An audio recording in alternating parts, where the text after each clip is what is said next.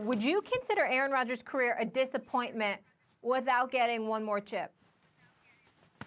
Yes, I would, because his greatness demands that he has more than he has. It ain't his fault, damn it.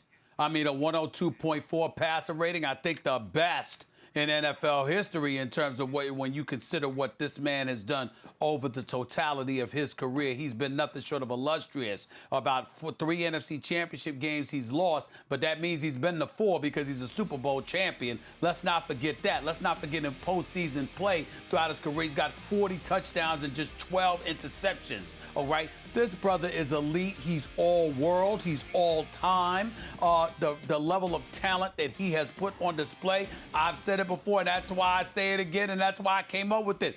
He's a bad man. Make no mistake about it, and I say that to this day. That's who he is right now. It's what he was then.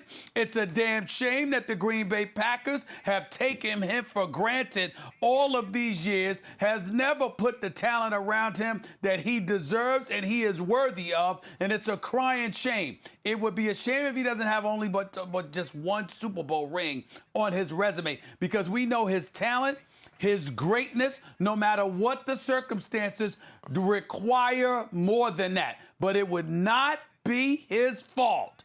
It's the fault of the organization for not putting the pieces around him. That brother is a winner. He is elite. He is big time. And that's why I would be disappointed. That's why it wouldn't be a disappointment, because it wouldn't be his fault, guys. It's not Aaron Rodgers. You know, a lot of people say, well, win-loss record for a quarterback, it's not really the thing to look at. It's so team-dependent. But in Aaron Rodgers' case, it is something to look at, because they haven't put super teams around him. I don't want to exaggerate and be like, oh, they had bad squads, but they were kind of middle-of-the-pack style football teams, but with Aaron Rodgers. And because of Aaron Rodgers, every year they are one of the handful, maybe just on the outskirts or like right on the bubble of Super Bowl favorites, only because of him. That's why. Take an average kind of team and make them Super Bowl contenders, legit, every single year, and everyone knows why. Because they have Aaron Rodgers. He's 113-60 in the regular season as a quarterback.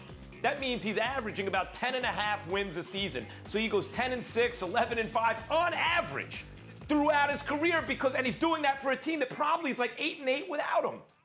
That's how great he is. So would it be disappointing if he got less than 1? The answer is yes, because his arm strength is top flight, accuracy top flight, like an all-time elite, right? His off-platform throws, like improv skills, top flight. What doesn't he do that's top flight? His ability to read defenses, make quick and excellent decisions. Everything's top flight with Aaron Rodgers. And eyeball test told me, and I think the stats back it up, he was the best of all time. The best, not the greatest, not the most accomplished, the best. Performed at the highest level of all time until Patrick Mahomes came along. Now I'd say, okay, the best Mahomes, maybe he's the best I've seen, but let's see him keep doing it, right? So that guy, if he only has 1 chip, in the all-time discussions, the kind of eyewitness necessity of like that, the kind of contemporary feeling that we have about him will start to fade, and people start to look at the chips. And so his placement among the all-time greats will fall, and that will be disappointing because he deserves better. But I can't say his career is disappointing, because he did everything in his power to bring that team to the promised land, and they just didn't usually put enough around him. Yeah, Aaron Rodgers is one, to answer the question, his career is not a disappointment. He didn't fall short at all. And when we start talking about people that have only won Super Bowl, the Steve Youngs, the Drew Brees, Dan Marino doesn't have one, Jim Kelly doesn't have one, John Elway picks up 2 late in his career.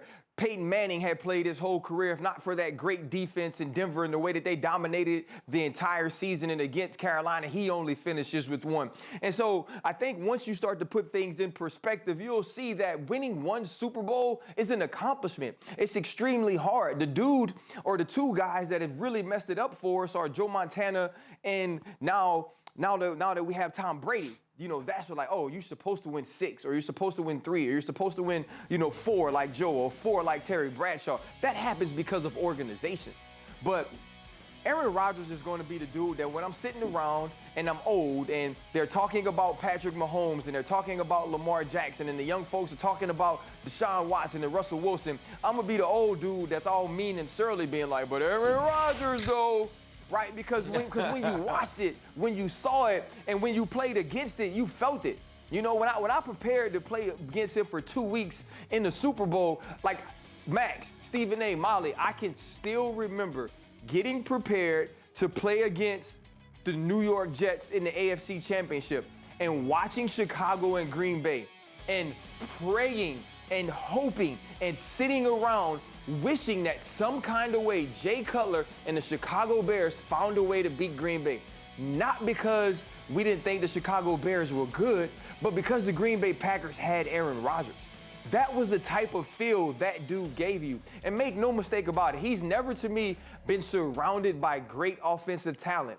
But the year they did win, the years they were really good, they had great defenses. They had the Charles Woodson and the Tremont Williams and the Dom Capers-led defenses, and that's why they finally won.